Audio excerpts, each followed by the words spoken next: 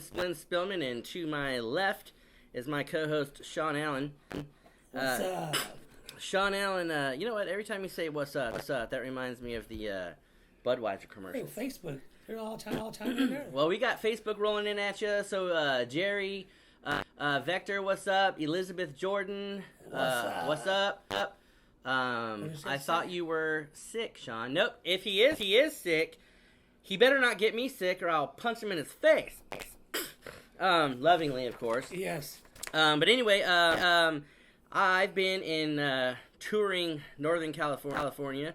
I've been in Los Angeles, Newport Beach, Santa Monica, San Diego, as I mentioned last week. So I've been back in town. We actually got offered to do a few things out of town, and I haven't mentioned that to you because I know you've been busy. You've actually been battling with a sickness. Yeah. And antibiotics, they give me 2 of them, and that just, I was down yesterday in the afternoon. Yeah. Horrible. Well, you know, I'm you're here, and that's all that matters. I'd like to give a shout out to a few people. Dean, if you're watching, what's up, brother? Lindsay and John Blackburn, I haven't heard from you guys in a little bit. I know you moved your tattoo shop, so if you're listening, what's up? Wendy, if you're watching, I know you're in Cali, so I'll say what's up to you. All the Texas listeners, if you guys are watching, I usually wait a little bit, but I gotta tell you something.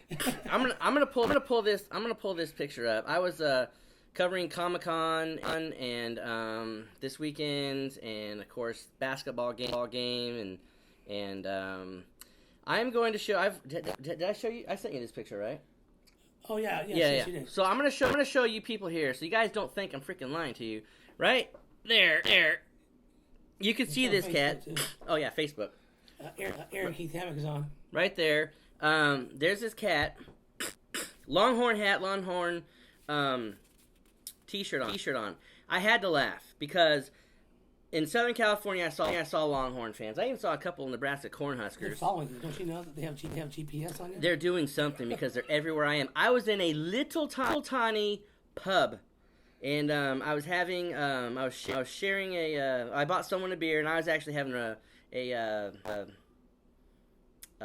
energy drink with no sugar added. I just wanted that sweetness.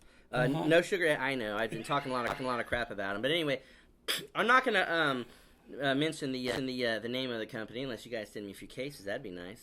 Anyway, yeah, I will. Red Bull. I was drinking a freaking Red Bull, but anyway, this cat walks in as I was leaving, and I see this Longhorn. I started laughing, and he looked at me, and I said, "I'm sorry, brother." I said, "I gotta ask."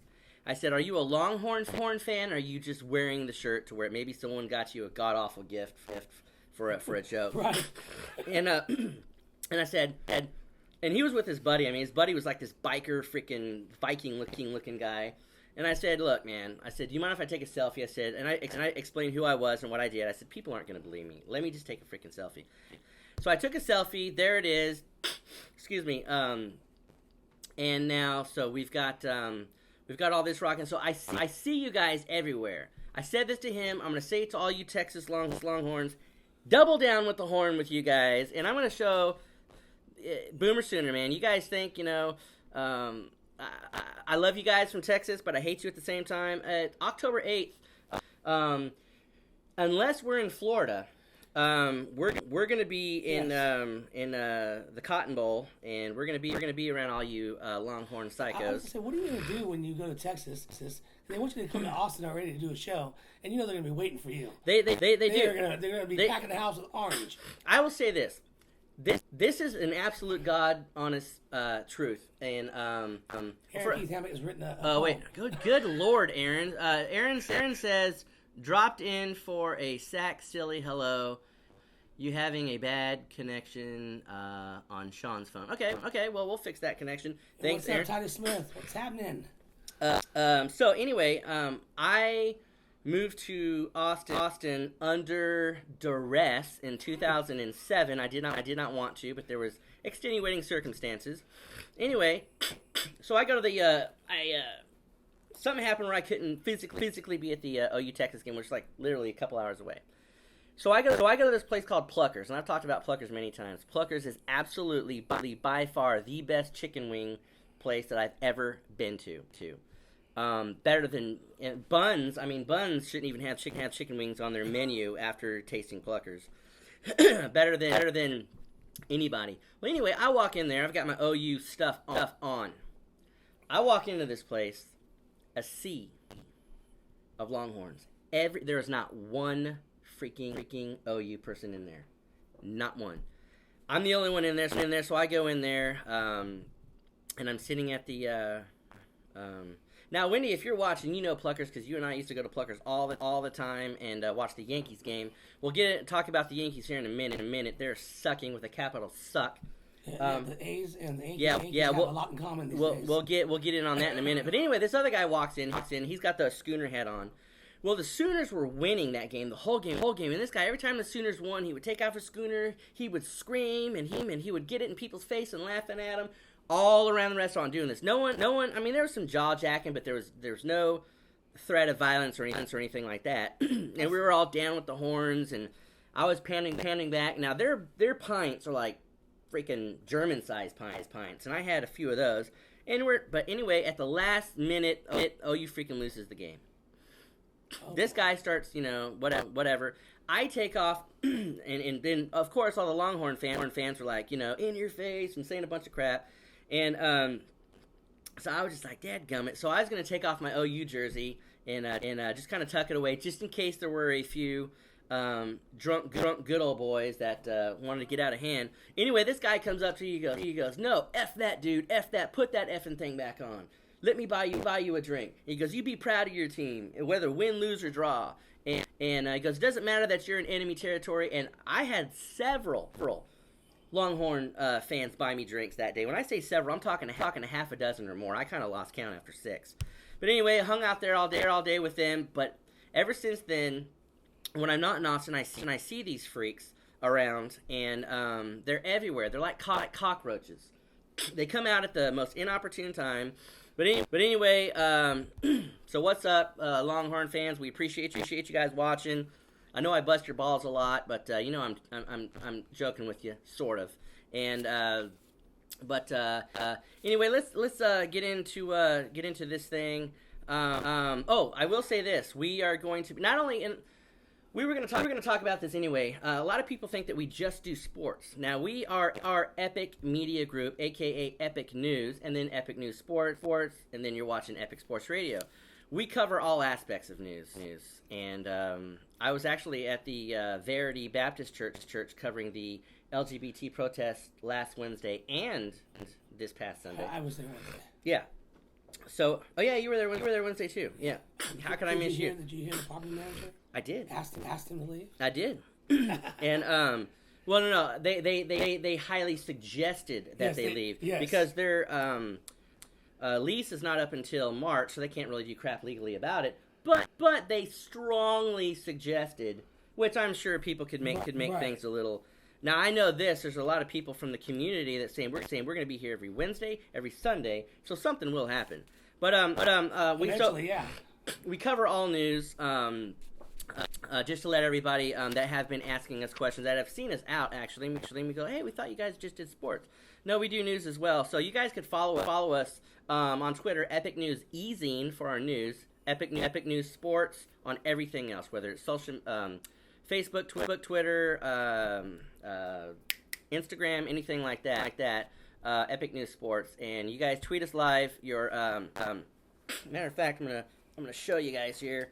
Now, if you guys tweet us live throughout the, we're covering the River Cats game. Oh, thanks. I need somebody. We're covering the River Cats game tonight. My boss loves me. We're people that tweet us throughout and retweet us and tweet us throughout the game.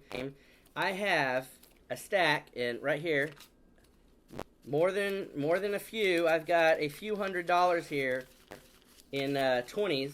So I'll show you that. I'll show Facebook that. So if you guys tweet us live throughout the River Cats game, hashtag Epic new sports, hashtag claws up, obviously hashtag Rivercats. We're going to be giving away $20 to random people throughout the game. He made a mistake because my brother's on and he loves it. My brother's on from Havasu, Arizona. Well, I see you shine, man. I'll tell you what, Havasu, Arizona, you tweet us throughout the game. And I'm not saying I'm going to pick you. I'm going to say we're going to randomly pick, because what I'm going to do is I'm going to go up to a fan at the Rivercats game. I'm going to say, hey, these are the people that have been tweeting, pick one. Oh, that's cool.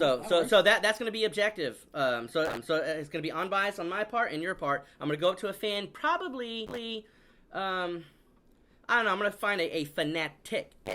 So I also want to give a shout out to the gentleman that owns Bomb First. He made some T-shirts for me. Awesome. For this weekend, he did a rush job on it. And he's here in Rancho Cordova. So his name's David.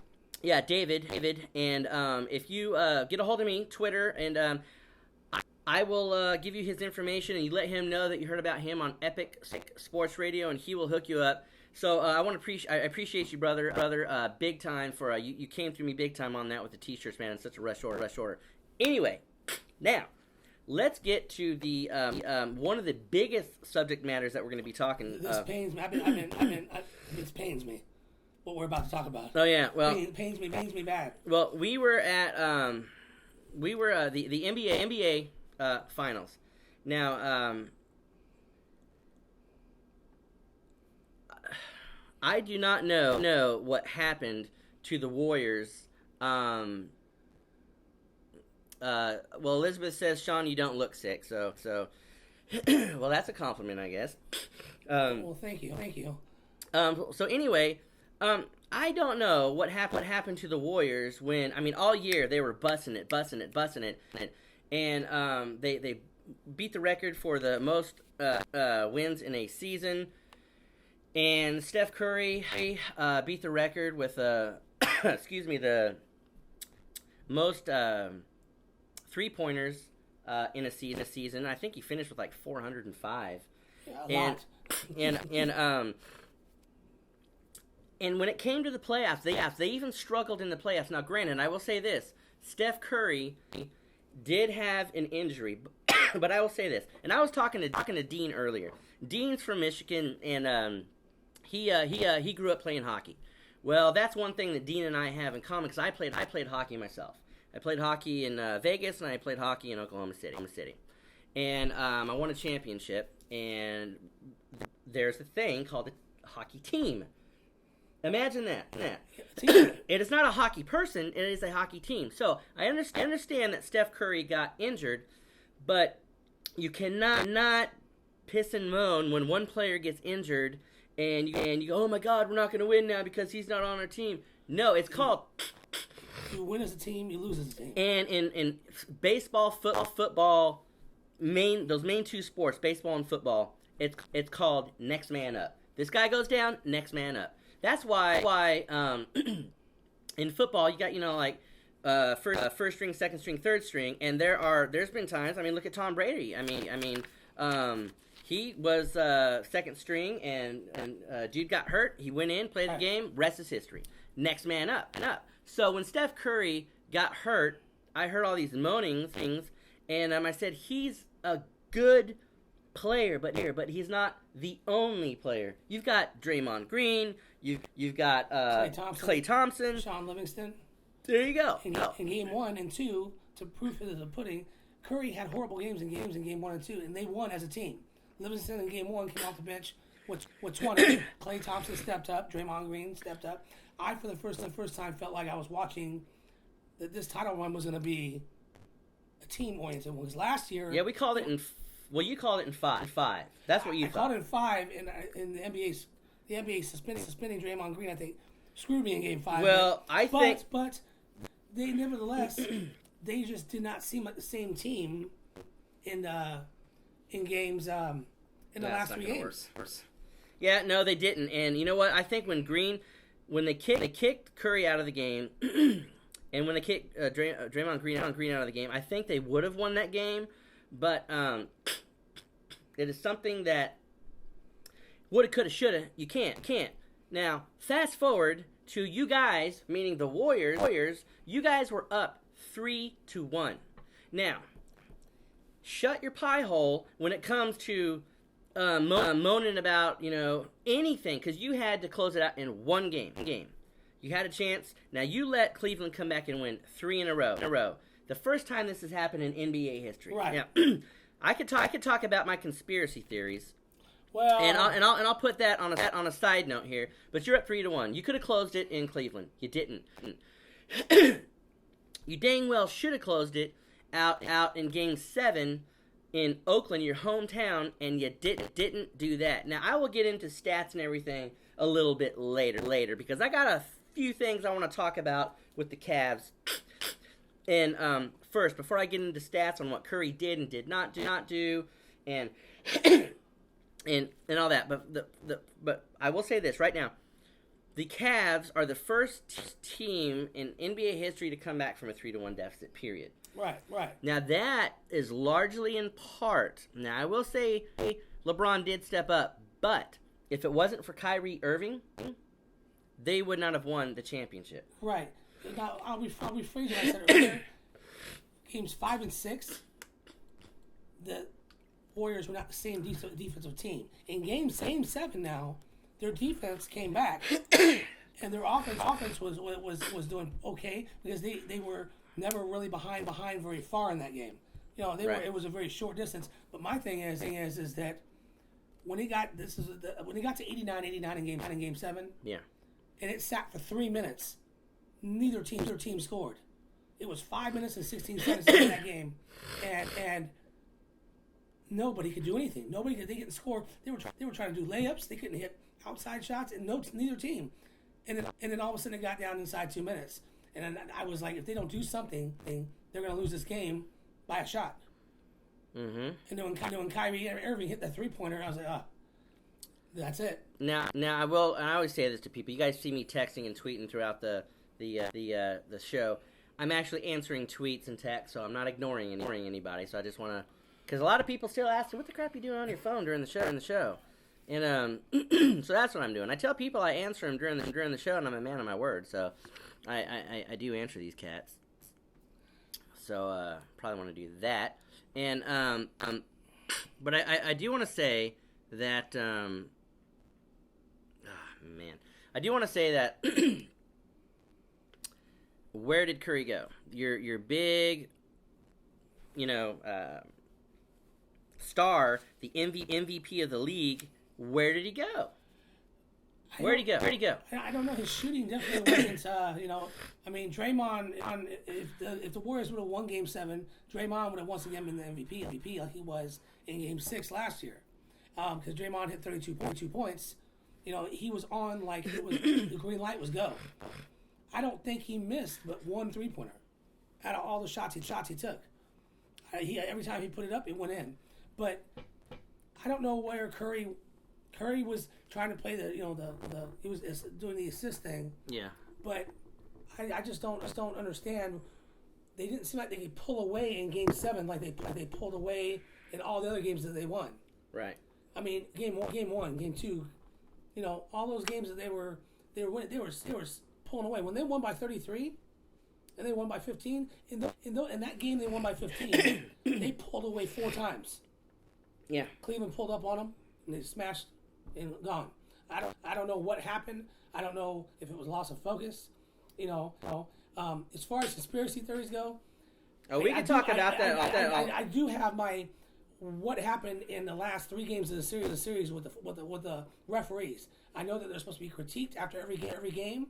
And I didn't see. Well, it's Cleveland. They were fully going because they weren't calling fouls on LeBron. Curry fouled out, and he got kicked out the first time in his entire career. Yeah. And people all over, even Cleveland fans were saying, yeah, that wasn't a foul, man. That we want to win, but we want to be fair about it too. Game 7 in Oakland, they started the game. We're gonna let him play. You could see the way they were calling it, and all of a sudden. They started calling. They started missing some. I'm like, and these are supposed to be veteran refs. Yeah, combined, they had over 63 years of experience combined. Yeah, I'm just like, these are veteran refs. I'm like, is it time to put them out in the pasture? Because they missed a whole slew of calls, on both sides. Not just on Golden State. They missed a whole bunch on that whatnot. I give LeBron James his due. He got it. I don't personally like LeBron James personally because he's a whiny crybaby. Yeah. And always has been. Yep. No matter where he's gone. Did we already say what's up to Titus Smith? Yeah, I did. All right, what's up, Titus? Thanks for joining. I mean, he's a whiny crybaby. I mean, he is good, and yes, he's gotten 3 titles. And I kind of rooted for him when they were in Miami, because especially when he got his first one. Yeah. But I knew that was going to happen. He cries like this big whiny pouty. Just now he's not. He smiles now. I mean, like I said, he did do his due, but Kyrie Irving put in his due. I think, you know what, and I know this is cliche that LeBron got this NBA Finals MVP, but you know what? I went back and I looked at the the numbers. Kyrie had better numbers than LeBron all throughout, and I think he played, personally, harder. I think Kyrie, it's cliche to give it to LeBron. Bullcrap. The couple games where LeBron wasn't very good. You know who was good? Kyrie. You know who the biggest flop of the NBA Finals was? You're not going to say KL, are you? Oh, biggest flop. Kevin Love? He was the biggest flop. He didn't do anything. He's a UCLA boy, man. Okay, but he didn't do anything. He is not as advertised to me. No. Okay, I don't want to say he's the biggest flop, but let's just say I expected he was hurt last year. Yes. Okay, I give him that. Can't fault that. But he gets injury prone. He gets hurt easy. That's a downside for him. But he didn't. He came up. Dara just joined. Thanks a lot, brother. He sparked up in a couple games. But on the offensive side of the ball, he was horrible. Yeah. Absolutely horrible. Well, now let's go on to keep time here too, man. Let's go on to no, I already mentioned that we're gonna be at the Rivercast game, so never mind. So okay, the first ever NBA championship in Cleveland. Okay, so LeBron. Now I will say this: when he left back in 2010, when he left Cleveland, they burned his freaking jerseys, and they were pissed off at him, and they were saying, "Oh, we hate you. You're never welcome back." And then the owner said a few things too. I think that's another conspiracy theory. LeBron, they weren't giving him the money that he was, so he was just doing a little tease. It's almost like a girl. Nothing against females or anything. Dudes do this too, but it's like, okay, he's gonna go flirt with Miami. He knows he's gonna win one in Miami, so Cleveland wants him back. What does Cleveland do after he wins 2? He brings him back. Here's the thing. It could have even been a conspiracy theory with him and the owner. I don't know yet. When I first heard that, what he was possibly going back to Cleveland, I was like, I laughed. Because here's two things. He got the maximum pay. He goes, I will only come back for the maximum pay, and got it. He went back with the way those people sent him off. He don't care. And I couldn't believe it. I know it's the money, but I couldn't believe it. I was like, when I first heard it, I thought you were joking, right? Yeah. I was like, this is all like. But what did Cleveland do in the? It didn't even take an hour. They sold out of season tickets like that. Well, yeah, and that's how fast everyone forgot about LeBron leaving. Yeah, exactly. It's kind of like a girl that is infatuated with you, and then she pisses you off, and you go, you know what, screw you. You go and you date someone else for a little while, and then you go, well, you go talk to her. You guys go to coffee, you have dinner, and then you start talking. Oh, remember that time? And then she wants you back. She takes you back, and then everything's fine. And then that's the kind of thing that happened with LeBron. But I was doing my research because I love. Doing my research. I love history, I love knowledge, and I love knowing quirky things. Like here's a quirky thing. You got a quarter in your pocket? Okay, I don't say you don't have to look for it. It's just a rhetorical question. But a quarter has 82 little notches around there. Who freaking cares? But it's just little things like that I like to know. So I was like, okay, what's up with Cleveland? So what did Cleveland do? So back in the day, 1887. And that is Billy the Kid days, man. Yeah, so, that's back in the wagons. Back in the wagons. So Cleveland had a baseball team called the Cleveland Spiders. But they folded just a couple years later in 1889, which is actually the year that my Sooners. Now I want to preface this to people that I'm an OU fan. I went to OU. I am not from Oklahoma. I hate Oklahoma State. It sucks. I'm from Los Angeles. I'm a City of Angels guy. I was born in Los Angeles, raised in California. That's your flaw. And the only reason why I went to OU is because I met Wayman Tisdale, I met Barry Switzer and all that. They were really cool to me, and I'm like, those guys are cool. I want to go to that school. So anyway, 1889, the same year that OU became a state. So they brought Cleveland's very first championship. Okay? So, and then throughout my continued research, you had the Cleveland Rams, which were an AFL and NFL team. They were formed in Cleveland in 1936. They had one championship, but then they moved to Los Angeles in 1945. Okay? There's a lot of teams that moved to California for very good reasons. Who wants to stay in Cleveland? Huh? Who wants to stay in Cleveland if they have LA? Have you ever been to Ohio, period? I've been through Ohio. Okay. I used to live in a small town in Indiana. When I say small town, I'm talking like 12,000 people. And I'm not talking towns that are like right next to each other. I'm talking, this is a town out in the middle of nowhere. There was nothing until the next town 20 miles later. Nothing. And then there's Bloomington, which is where the Hoosiers, the Indiana Hoosiers are. So I drove from the town I was at to Cincinnati, which was like an hour and a half drive. This is actually the first baseball game that I took my daughter to. And I used to go to Bengals games all the time. I would always be there. I think I was there I say always, I was only there twice. I was there on opening day on football. Opening day on football is just phenomenal. They have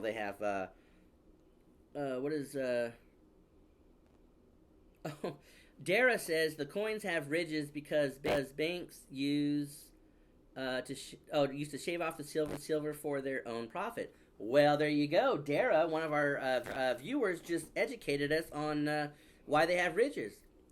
Banks, those sneaky little bastards. Thanks a lot for that little tidbit, Dara. No, you know what, Dara? I think we could use that in a pub trivia sometime. So anyway, I would go. They have bands and they have just tons of activities. It's fun to go on opening day. But opening day but anyway, Cincinnati. I've been to the zoo. I took Paris to the zoo there. I took her to a Reds game. But it's nothing special. Nothing special at all. I mean, it's kind of dirty and there's a lot of gangs and everything. So I don't particularly like Ohio. Period. I have a friend from Cleveland who lives in Oakland right now, and he works at Treasure Island. And when I first met him up here, we got to be friends. I was a bouncer at the time at Hilltop Bar on 48th and Folsom, and I invited him to the house to have barbecue. Yeah. So I barbecued some tri-tip. He said, "What's tri-tip?" I said, "What do you mean, what's tri-tip?" It's a cut of steak, cut of beef. He goes, "Oh, we don't have that back in Cleveland." I was like, "What does that have tri-tip?" I'm like, "Come on now." Well, I'll tell you what. People that don't have tri-tip in their city or state, man, there's something wrong. No, see, the Rams, they left. Yeah, they said, screw that, no tri-tip. Screw that. We're out of here. So now the Rams. So now, let's get back into baseball. So you have the Cleveland Indians, and I will say this about the Cleveland Indians and any other team that has a native. I am Native American, and for all you people out there that are trying to stand up for us and saying that's racism, shut up, because no, it's not racism. Okay, the Florida State Seminoles. How is that racism? A Seminole is a tribe. The Atlanta Braves. How is that racism? The Washington Redskins. It's like you are a Brave. That the Redskins. Okay, have you ever seen an Indian in New Mexico in summer? They have red freaking skin, man, and they are the Redskins. Like we called you people pale faces. And because you are your pale face. Well, I'm not dark myself, but I mean. Well, I'm a quarter Indian, Blackfoot, and Cherokee, and I was like. You know what's funny? This is not. I hope no one takes this as racism. It's not. I've met a few black Indians, Native. You call them African American, whatever you want to call them, and I joke with them. I said, "What tribe are you from? The Blackfoot?" And that's kind of funny, but they thought it was funny because they actually. Did that to me first. They go, "No, I'm part of Blackfoot, man." And he goes, "No, I'm joking." And he kind of said, but this guy said, he goes, "Hey, next time you see a black Indian, ask him that question." So he told me to do it. So anyway, so it's not racism. So just shut up about the racism. It's not. Anyway, enough of my freaking soapbox rant. So 1920, you have the Cleveland Indians. They won the World Series in 1920. We're talking like Al Capone, Babe Ruth days. And Fix was in. Then 1948. Okay, so there's the championship there. Now, I want to talk about this. This is one main thing that I want to talk about. And they say Cleveland hasn't had a championship in 52 years and blah blah blah blah blah blah. Bullcrap, because they have a champion and a championship that happened in March. Now, for all you UFC and MMA fans and fighting fans, now let's just this couple months ago, March. We have a gentleman by the name. Now I want to get his name right. I don't. His name is Stipe. Miocic. Miocic. I don't know how to say your name, brother. I think it's Miocic. Okay, so Stipe, he won a heavyweight championship at UFC 198. He the heavyweight championship. Yeah, the heavyweight championship. He beat Werdum in the first round, a slew of punches, kicked the crap out of him. First round, won the championship. Now, a lot of people in Ohio and even in Cleveland said that he, and I put he in all capital letters and italics, bold, and underline, that he was the end of the 52-year Cleveland sports curse, not the Cavaliers. Now, there are some people that say, well, he's just an individual, this and that. Okay. Well, let's just say that Phil Mickelson was from Cleveland or Ohio or whatever, and he won the Masters. That's a championship. Yeah. So that's a championship that goes back to his home state. He's a team. He's team Phil, team Mickelson. That is one sport to where the team is actually the golfer. Yeah, absolutely right. Right. So anyway, so that is the technically the last championship that has happened in Cleveland. So they said 52 years and no championships at all. No. When was the last time the basketball team won a championship? They never have. Oh, okay. So they can claim to that then. They can say that this is the They can say yes. They can say that first we are. Title in yes. 100 years of existence or whatever, however long they've been a team there. Yes. Now, let's talk. Now, people argue about this all the time because you had the the starting of the NFL and all that, and you had the AFL and people argue about the championships and everything. Where we're getting a little backlash there, so we'll let Sean fix his gremlin real quick. Yeah, I'm done. All right, so the Browns, the Cleveland Browns, and I will say this, have never won a Super Bowl. No. They have won in what they called then a NFL championship. Right. So they played the NFL championship in 1964. Okay?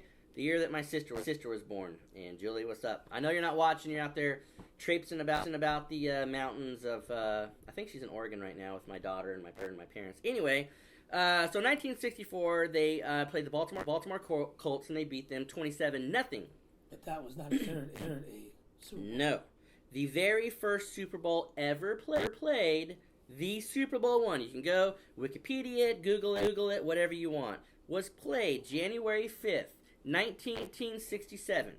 Green Bay played the Chiefs, and Green Bay beat the Chiefs 35-10. That was Super Bowl one. So, the Cleveland Browns, no Super Bowl. So when they say the last championship, now granted, it was an NFL championship, that's what they called it, and I've looked up tickets, and I've seen a ticket, and it says NFL championship on it. And so it is a championship, but it's not a Super Bowl championship. So actually, the real, now people call real championships like the World Series, the Super Bowl, NBA Finals, all that kind of stuff. So look at your baseball team. They're actually the last one, that has brought a real, if you will. Right. So, and again, people on Facebook here, and I don't know what you got going on over there, and all people watching online, again, tweet us your questions. Facebook us your questions. Look at my Facebook, look at the feed. Yeah. So when people type something, Yeah. I can read it here. All right. Well, that's I was like, because I'm tired of squinting and I don't have binoculars way back here. I can kind of make out what it says, but I just wanted to see what was being said. Go gadget eyes.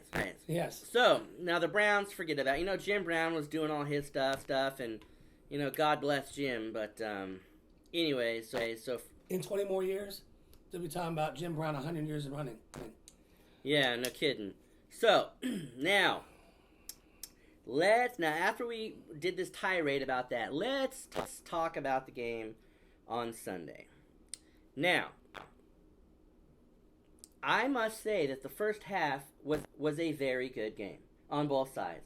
It was a tight game. The Cavs played good. The Warriors played good. So it was a very good game. I thought this was going to be good all the way to the finish. Yeah, and but I have a theory in football, and my theory always holds true, especially when it comes to betting. Usually, a team that does good in the first half will not do very good in the second half, and vice versa. Now, as far as betting wise, when you're doing the over unders and all that usually 95%, 95% is true, and this kind of held true with the Warriors, and Now, first off, before we get there, James and Irving both stepped up. They stepped up in the game before, and then they stepped up this one. Now, James scored 27 points. Irving scored 26 points. LeBron James was 8 out of 10 for three free throws. When he missed his first one, I said that's going to come back to haunt you, and it almost did. And Right. and Irving was a perfect 4 for 4 from the free throw line. LeBron, I saw many fouls that he committed that weren't called. Because I think a lot of people were talked to maybe, I'm not saying people were paid off, I'm just saying it's just kind of funny how the Warriors are up 3-1, and then Curry, who is on point all year long, dude, I mean on fire, all of a sudden cold. That just smells a little funny to me. That's all I'm saying. Well, one game, Klay Thompson went off. Draymond went off in one game. Curry had his game with 38 points. He had his game. It was like rapid fire. It was like they were all Livingston had his game in game one. As a step-up player. Iguodala's back was bothering him, but he still powered through, except for game 6 where I think he left early. Yeah. He just, like I said, other than that, I give him the Iron Man award because he powered through it. Right. Most guys would have been out the rest of the series. So riddle me this, Batman. I don't care if Curry was sick, if he had a bum knee, bum anything. This is games. I've played in a game. When we won our championship in hockey, it was against the San Antonio Iguanas. Now, but it was in Oklahoma City. It's game 7. You play whether you're hurt, not whatever. You lose or go home. You play. Now, LeBron James played 47 minutes. Okay? Curry played 39 minutes. 8 minutes less than James. Now they only lost by 4 points. Right. Okay? Now when Curry made that 3-point shot at like maybe 34 seconds left in the game, he missed it. It almost looked like he looked pissed off, and it almost looked like a half you can tell when he throws up a shot. You can tell when it leaves his hand if it's going in. Yeah. So I think playing him those last minutes was a very key factor. I would tell Steve Kerr. I know why they did it, because he got fouled so easily the game before. So they figured they were going to keep. I would rather him foul out yes. than I would rather go out as a Warrior or as a Brave and be like, you know what? Hey, I fouled out. My bad. Instead of just sitting on the bench watching things go by. If he would have played that 8 minutes, I guarantee you the Warriors would have won their second in a row. And all hell would have broke loose in Cleveland. LeBron probably would have left. Irving would have left. Love would have left. Now they're having some big love fest there now. And they're talking about the Warriors are going after Durant and Love. Yeah, well, we're gonna get that in a minute. We're gonna put that in a little little basket right now. So all right, let's press pause real quick.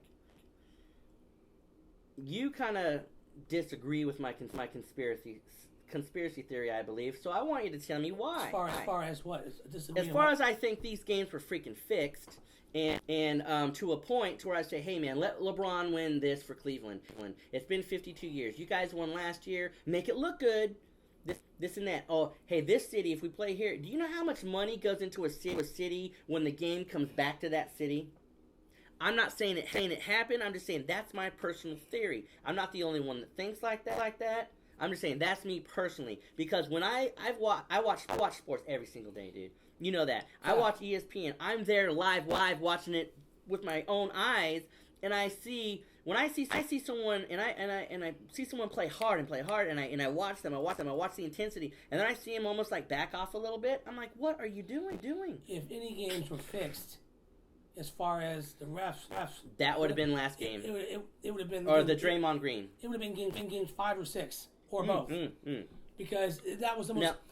The first game, that was the most horrible officiating I've seen in a long time, and it just happened at Game 5. Game 5 happened right before Game 5, or it was between 5 and 6. Between games of 5 and 6, it was the anniversary of the 2002 debacle with the Kings and the Lakers. And I went and watched that video. And I saw in the fourth quarter how the Lakers went to the line 27 times, and the Kings. Queens. Yeah, but I said the referee in both those games 5 and 6 was the worst I've seen in a long time, and seeing that commemoration of the 2002 game, it's since that. Ryan Fresher, what's up, brother? Hey guys, again on Facebook, if you guys have any questions, comments, or whatever, freaking throw them out there, man. I'm telling you, dude, I'm calling stink on this one, man. I'm telling you, if you keep calling my girlfriend a guy, what? She is going to beat your ass. Crap. Sorry, Ryan. Well, I said brother. You said brother. No, you said brother. She's my girlfriend. I know, but I say brother to everybody. Don't try to say that one. It's like I do. I call everyone dude. You know.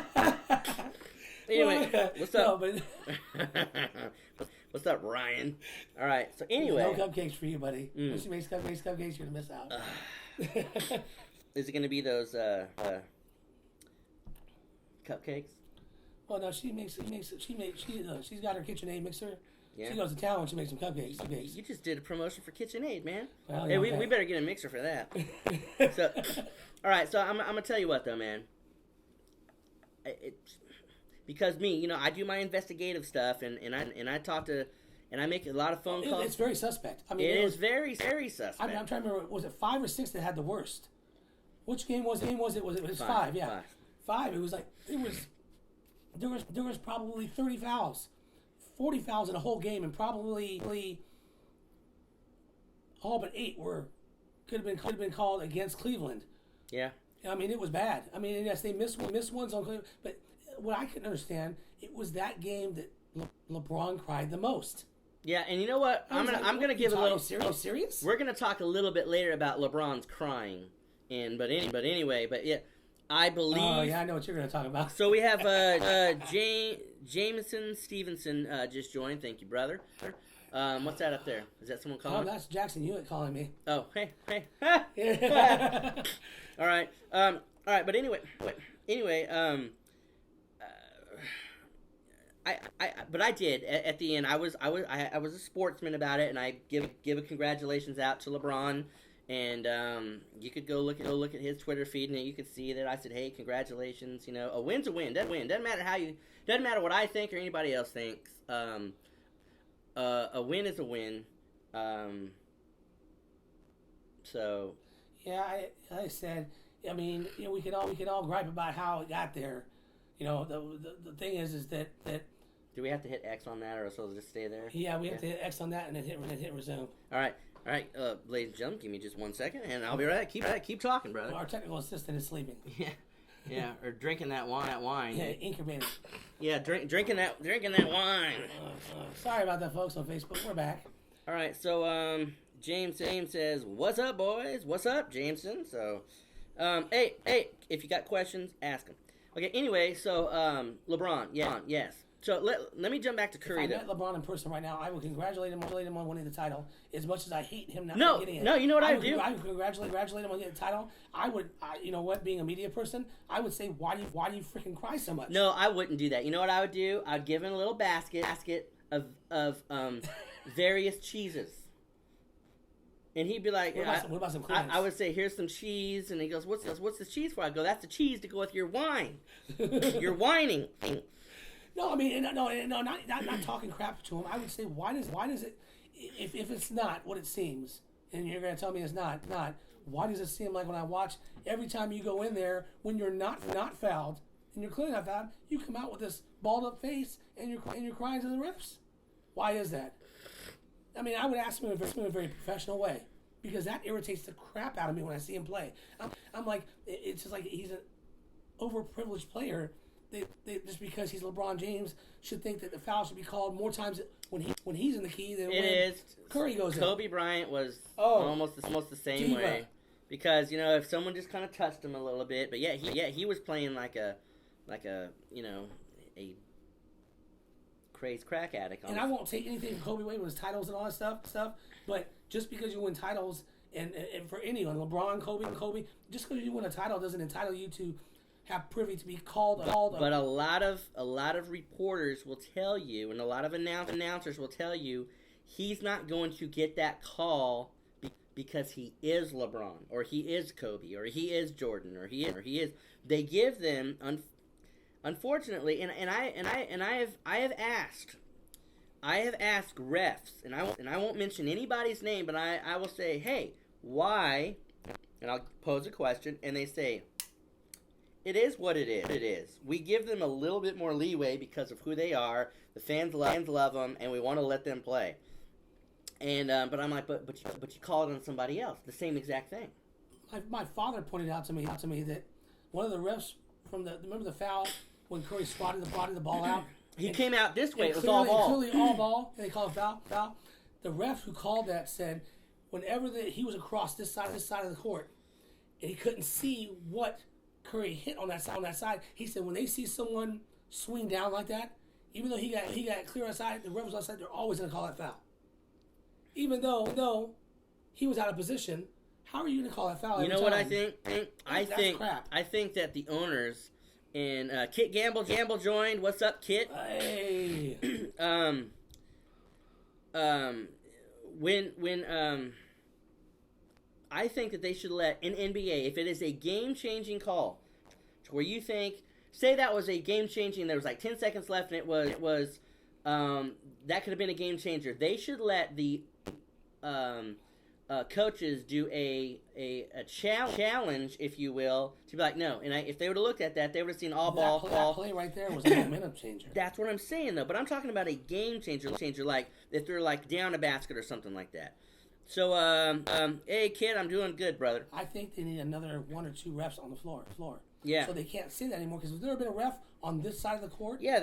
There's no way he would have called that foul. Then get someone on the other side. And I will say this, you know what? And I do this a lot for people, and I've told people at different networking working groups and stuff like that. I said, if you come to our show, I'll give you a free commercial. And I even say that to people that are on Facebook. If you join the Facebook, give you. So I'm gonna give a shout out to Kit Gamble. Hey Kit, put your number up there so I can tell these people the number. Kit does insurance. He's with Farmers Insurance, and he doesn't matter what kind of insurance, whether it's health insurance, life insurance, business insurance, property insurance, car insurance. It does not matter what kind of insurance that you need. Go ahead and get a hold of Kit Gamble of Gamble Insurance, and his number is 530-772-5041. If you miss any of that information, just email me at glenn@epicnewssports.com, and I will give you all this information. But one more time, 530-772-5041, Kit Gamble Insurance. Okay. Well, all right. Add another ref or two to the mix, man, so you can catch it from all angles. I think that's been needed to be for a while. I've always thought that one ref can make a difference. Because when I hear that from Russ' mouth, talking about from the opposite side, they're always going to call a foul no matter who's there. Probably 7 out of 10 times that is a foul. Well, But that time it wasn't. That's kind of like, I mean, most that's times kind of like my dad. you swat down, you're going to hit him. My dad said something to me one time growing up as a kid. Because I had a reputation. I was a little hellion. So if something happened, I'd always get blamed for it. I said, I didn't do it. And he goes, you know what? From your reputation, you probably might have. And I would tell the truth if I did it or not. But I'm just saying, most times when a player swats the way Curry swatted up like that, they would catch a little bit of a shoulder, an arm, a hand. It's a foul. But if you don't see it, don't call it. How can you call it? How can you tell me that you're going to call that a foul every time? And number one, I'm looking at the reffing corps teams of refs they have.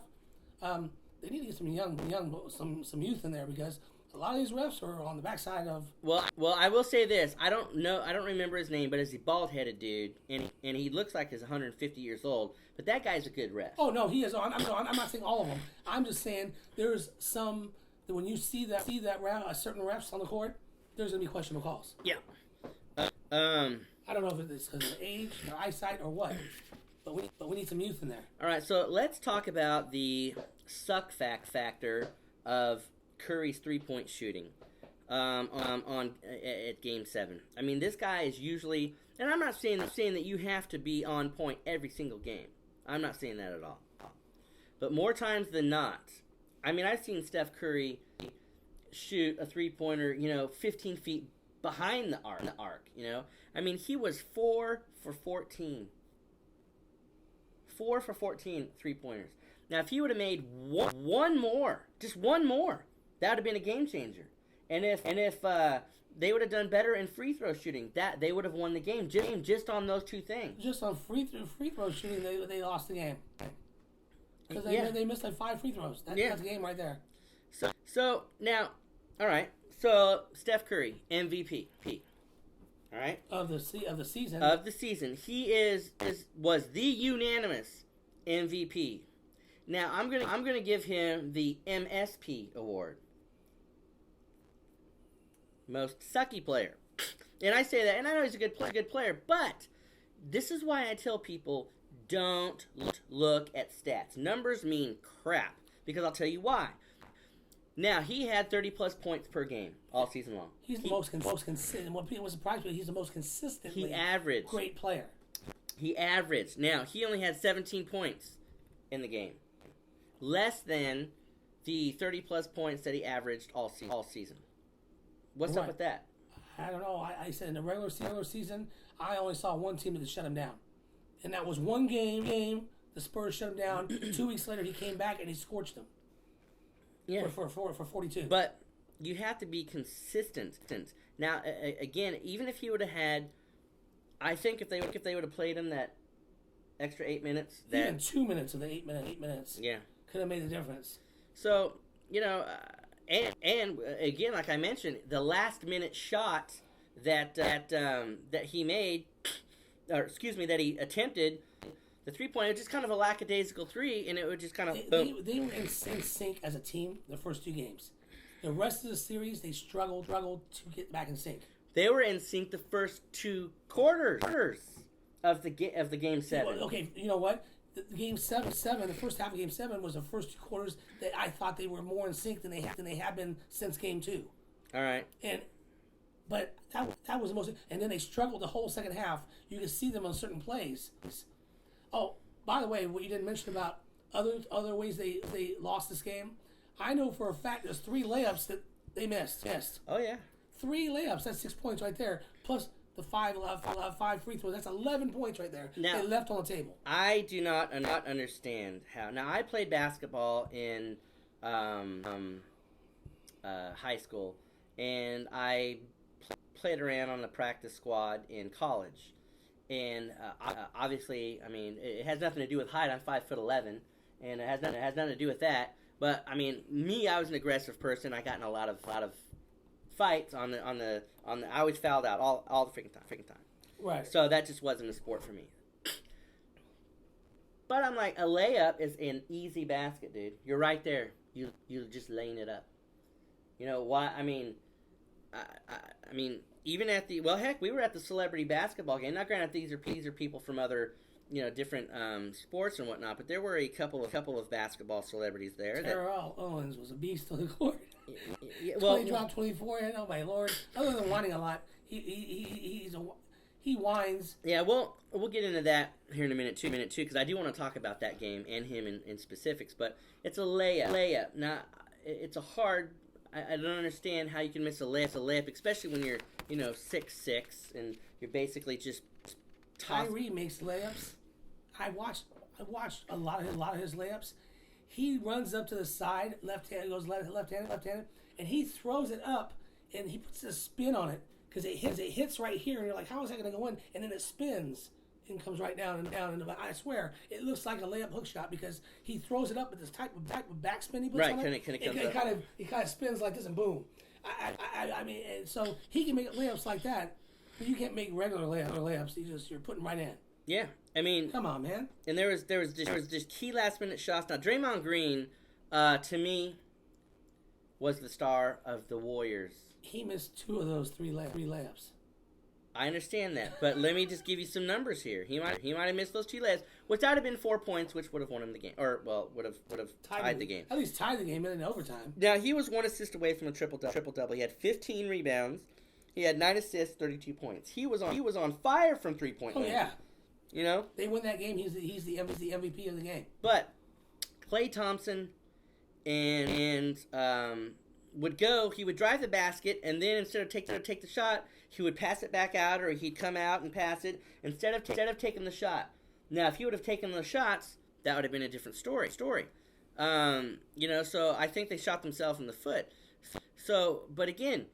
They were great the first half. What happened to them in the second? They were just barely okay. I mean, dude, they did not look... They went down by 7 one time, and that was it. They did not look like a championship caliber team. They did not look like a team that even belonged in the... I think if you put the 76ers out there on the second half, they could have done better. Honestly. I'll even say the Queens could have done good. Curry looked tired. Don't care. I'm just saying he looked tired. The team as a whole looked tired. Don't care. Dude, do a freaking now. I know. Do a I don't know what. The only one I can say out there for sure who put his nose down and grinded through the whole series was Iguodala. For a fact, he was a contributor in most every game. Yeah, well, I would go with Green as well. Well, no, I'm just saying somebody like Green was suspended for Game 5, but I mean, I'm saying somebody who didn't say anything, really didn't have. I mean, right. he spoke his mind, but he really just kind of put his nose down and just contributed. Right, but consistently. I just don't. The Warriors were just trying to get too fancy in the second half. They were just trying to do obscure threes. They were like. Instead of driving the basket, like I said earlier, they were driving the basket. Then they would just shoot the ball out to somebody, and I didn't drive the freaking basket, man. Right? No, there's draw the foul. I kept telling my father in the fourth quarter. I kept telling him because they're so prone to shoot threes from around the arc, their whole defense was ratcheted up. When they did go down low. They got free shots back here, and there was lanes. Every time they went to fake the three or go to shoot the three, 2 lanes would open up. The backside. If they'd have done that, they had so many extra free points. They've been silly. They got another 10 points off of that. Yeah. So let's talk about the lead they had at one time. What's up, Cheddar? Cheddar? Yes, young Cheddar. Young Cheddar. I had some cheddar cheese. What's up, Tyler? You're gonna get mad at me. So he says, "Damn, she's on you too, haha." Yeah, I know what he's talking about. Well, enlighten us. Huh? A friend of mine is on me right now about being sick or not sick. Oh, yeah. I think she was just joking with me, but it's all good. So, yeah, they let the lead get away from them.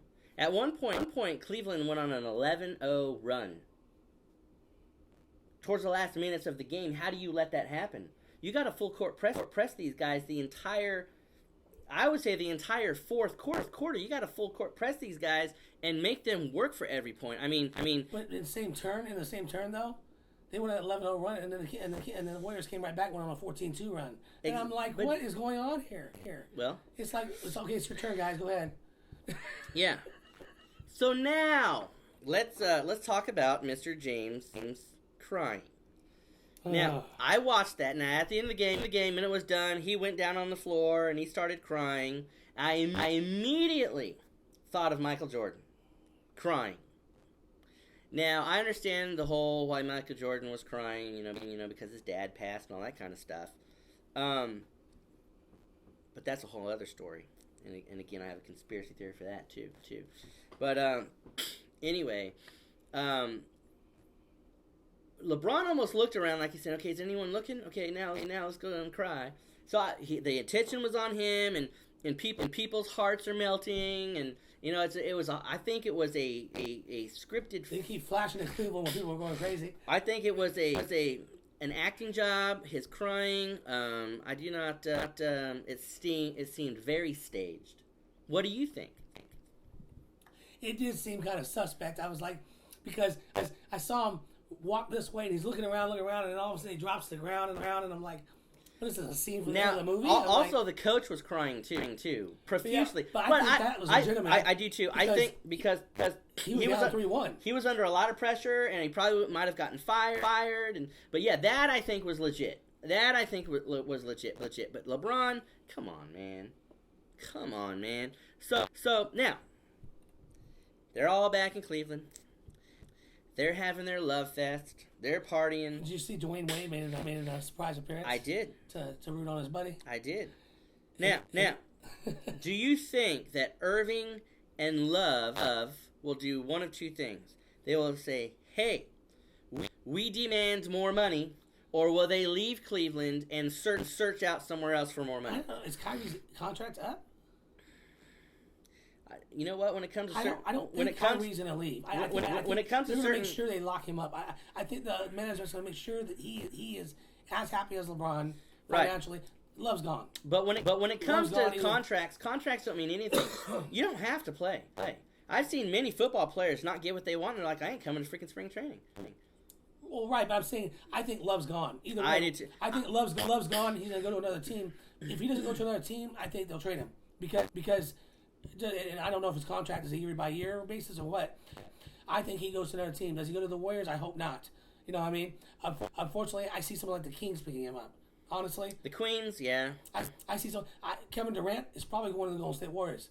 Yeah, we'll talk about that in a minute, too. Yeah. So let's not spoil that one. So I like Kevin Love. He went to UCLA. He was a good basketball player.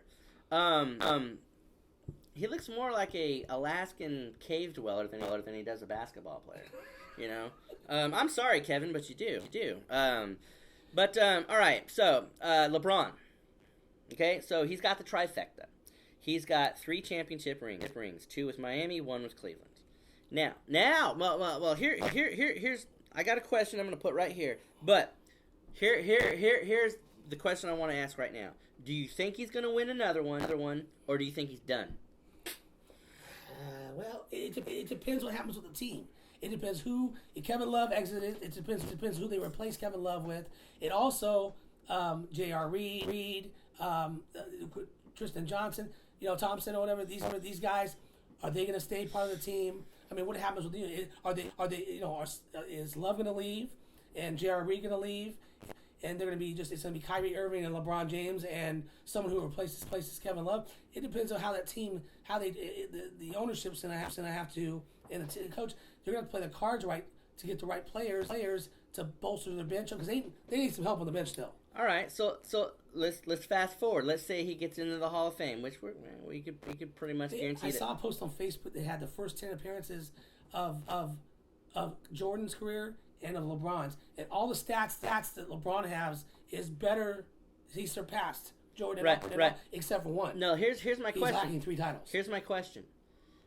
Now, okay, it's like in baseball. It's like Reggie Jackson. Reggie Jackson won with Oakland A's and he won with the New York Yankees. Now, LeBron won with Cleveland and he won 2 with Miami. So on his bust, when they give his whatever team, is he going to pick Miami's or is he going to pick Cleveland? I don't know. I don't know if he's gonna. I honestly think for that question to be go away, I think he has to win one more title in Cleveland, because then it can go either way. He can say I won two here and I won two there, but I don't know. I have this feeling he's going to do Cleveland / Miami. I have a feeling that's what he'll do, even if he only wins 3 and never wins another one. If they will let him do that, because he won his first title with Miami. Yeah, and his second. And they may tell him, because he won his first title with Miami, that he'd be inclined to go with Miami, and that'll be a slap in Cleveland's face. Yeah, big time slap. Big time slap. You'll see them out there burning and barbecuing his jerseys again. All right. Now, let's come back to the West Coast. Now, do you think that the Warriors team will collectively stay together? I mean, I don't know their contract situations as far as who's what. I think Iguodala stays. I think the core unit stays. I think. I mean, what they have as far as that goes. I mean, Draymond's not going to go anywhere. No. Steve Curry's not going anywhere. Varejao. Varejao out. Get rid of Varejao, because Varejao looked like a Oompa Loompa out there running around. What? The last 3 games of the series, he looked like Oompa Loompa. He was useless. Well, you do know Oompa Loompas are like little midgets, right? Spates. Every time they put Varejao, I was like, put Spates in, because every time Spates got in, Spates was rebounding the ball. He was taking it to the hole. If they'd had him in there more, I think that that would have been another positive to winning the game. But Varejao was lumbering around out there like he was a wounded calf. I was like, get out of here. You know. I think he was a Cleveland plant. He was in Cleveland for 11 years. I think he was playing for the other team. Well, he's still, I'm just saying it just seemed real strange with him. But I'm saying that the core team, even the bench guys, I think Sean Livingston stays. I mean, I don't know what the Warriors are going to do, who they're going to bring in, who they're not. I think they only really need to add one person, and we already talked about that person. Well, we're going to talk about him right now, Kevin Durant. Yeah. They add that one person. He's available July 1st. Okay, now I guarantee you. Who plays his position now? I guarantee you that someone somewhere, some way, somehow talking to Kevin. There are conversations going back. Harrison Barnes will be playing from the bench if Kevin Durant comes. I don't care. I'm just saying it'll be Harrison Barnes and Iguodala playing off the bench, and it'll be Kevin Durant. It'll be Curry. What's his name? Curry, Draymond Green, Klay Thompson. All those guys will be there. Iguodala, like I said, Iguodala plays a big role. But Harrison Barnes, he contributed. But if I had to say who had a better series, Iguodala or Barnes, Iguodala by a mile. All right, so dig this, Batman. If they do get Durant, first off, I think that will automatically boost their season ticket sales. Oh yeah. But if they do get Durant, do you think that we will see the Warriors back in the NBA Finals next year? Yeah. Yes or no? I think so. I think so. If they add Kevin Durant and maybe a couple more bench players, maybe 1 or 2. If they keep the same bench they have now and add Kevin Durant, I think they can go back. I think they need to have the only thing I would say that Steve Kerr would want to do is rotate Spates in more often. What's the other one? 31. I can't pronounce his name. I can't pronounce it either. But you know who I'm talking about. Yeah, we'll call him Dude. 31 Spates, 31, and Durant. If you have more low post play, I noticed that was one thing that was not present in their offense. Them going to the low post and driving in, was not there. If they add that to the dimension to their offense, they could be unstoppable. All right, so we have exhausted this game, and it is. People ask me all the time. They go, "How can you guys talk about sports for 2 hours?" Not only did we talk about sports for an hour, but we talked about just one game for an hour. But anyway, so now let's get into the celebrity basketball game that we covered last Friday night. So why don't you tell everybody what the game was, what is it about, and what did it benefit? Okay, so it's Adrian Moss, former football player for the Cincinnati Bengals. He has a foundation called the Mad Backers Association. He helps do fundraisers. He's done the celebrity basketball game 8 times, and he helps different fundraise basically the games to fundraise for different organizations. I believe this one for this time was the PCA, which I don't know the exact standing for those letters, But I know that I was explaining on Channel 10 when he was on there with the guy from the PCA and Adrian Ross, that they basically help kids have the same experience off the field with sports in everyday life as they do on the field. And that was, and make sure that their school is impactful just like the sports on the field are. So, and there was a goal of raising $35,000 for that event. And Adrian's been doing it. A lot of star-studded names supposed to be there. Right. A couple of one major one didn't show up. Mark Cuban. Well, go ahead and say his name. Mark Cuban didn't show up. He had other obligations with let me say this though. Let me seriously say this. Now you know me. I'm a man of my word. If I say I'm going to do something, I'm going to do it. I've always been like that, and that is one thing that people, whether they love me or hate me, they go, well, at least he does what he says. Now, if I say, and we commit to something, well, we can't do it. If you commit to something, it's only going to take a few hours, dude. You can go and then hop on your little private jet and take off afterwards. But I think if you commit to something and your name's being on the poster, and a lot of people buy tickets just because your name's on it, you need to show up. Now, speaking of showing up, we were told that the game was going to start at 6:30, but that was 6:30. 6:30 was on the flyer. Oh, okay. 6:30 was on the flyer. I knew that. It even doesn't matter on 6:30 because we were there at 5:15, 5:30-ish. Yeah. And come 6 o'clock, there was only two players there. There's that Brian guy that we still don't know who he is.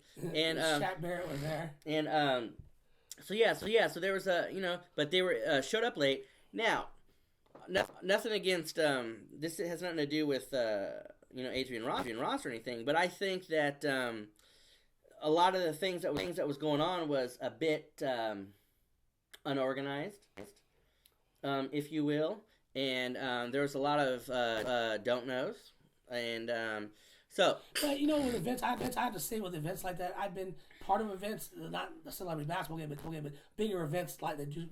Have a lot of people and whatnot. And sometimes you're running stuff on a shoestring. You do. Things don't always happen. Times don't always go. But in the end, when you get it all said and done, and it was all done, it happened. They accomplished their thing. I think he put together a good event. Yeah, like I said, it's nothing against him or what he put together. I'm talking about other people that we talked to. And his people that he had back him, Janelle, that lady does a lot for him. She did a lot that day. And I give her mad props to her and her social media team and stuff like that. Like I said, in the end, they got it done. It happened. Did it happen the way they wanted to? Like I said, when I asked Adrian about is Mark coming, and he said no. You can see he was a little disappointed, but I mean, It is what it is. You gotta move on, and the show must go on.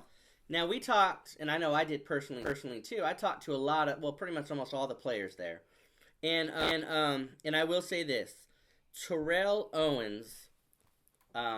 And you talked to him in the locker room, back in the locker room. But Terrell Owens was the only arrogant player who really wouldn't talk to anybody. That he didn't have to. He talked to a lot of people at the end of the game. Well, now you said, and you say this too, that he might have talked to people, but he didn't want to talk to them. I don't think he wanted to because I see this when he after 27 people came up to him and he was just being cordial and nice. And when I saw the look on his face was like he was ready to go. He was trying to appease the fans, but he was just trying to get out of there and whatnot. And I kind of was I went back in the locker room. I was the only one back there with him. I said, hey, do you have a chance after the game for an interview? And he told me, he directed me to Janelle. And when I went to Janelle and talked to one other person, they said, I talked to Adrian, it wasn't cleared by his publicist. Now Janelle at first said absolutely not. She said absolutely not, but Adrian told me it wasn't cleared through his publicist, and then she came back and told me the same thing, that was why. Right, well, let's talk about that for a minute. You have media there. Now, we were one of, really, other than like production... KJ, whatever it was, that one guy. Production companies that were filming it, we were really the only media there, which I was surprised as far as he was on Channel 10 twice. When you go and you cover events, it is expected of you to talk to the media. Media, that's why we're there. You talk to us. Now, if you ignore the media, there's things that happen. Now, here's my theory on the reason why his because, dude, I was sitting as close to Terrell as I'm sitting to you. I'm sitting this close. So he's and she's talking to him, and I heard him say, No, I don't want to do interview, this and that, talk to my publicist. Now, first off, you're Terrell Owens. I'm not saying you're not you're kind of, I don't mean this to say, I'm not trying to be mean when I say this, but you're out of the spotlight, so in the media's eyes, you're irrelevant. Now, you're not doing too much, but we were still eager to talk to him, and I think that he didn't want to talk, and his publicist or whatever, probably thought he would say something stupid. I think that's a line. That's a bullcrap line, because T.O. does what T.O. wants to do. Yep. If T.O. wanted to give an interview, honestly, he probably would have. He was back there after I left out of that locker room. He was back there another 15, 20 minutes, and I would talk to one other guy from the KJ production company. They interviewed him before he got out the other side, coming across the court. They asked him like three or four questions. If he wanted to give me an interview, he could have given it to me right there. I could have talked to him for 3 minutes. He could have asked. I could have asked. You know what? I probably should have went back there with you with a microphone and said, "Hey, give me one question. Just answer one question." That would have been better than nothing. But anyway, I will say this during the game, and I got this on film, and I took a perfect picture of it. The lady, there was two girls playing. I forget her name. The older African American lady. I know. I can't remember. And she was balling pretty good. She juked him and she faked him out.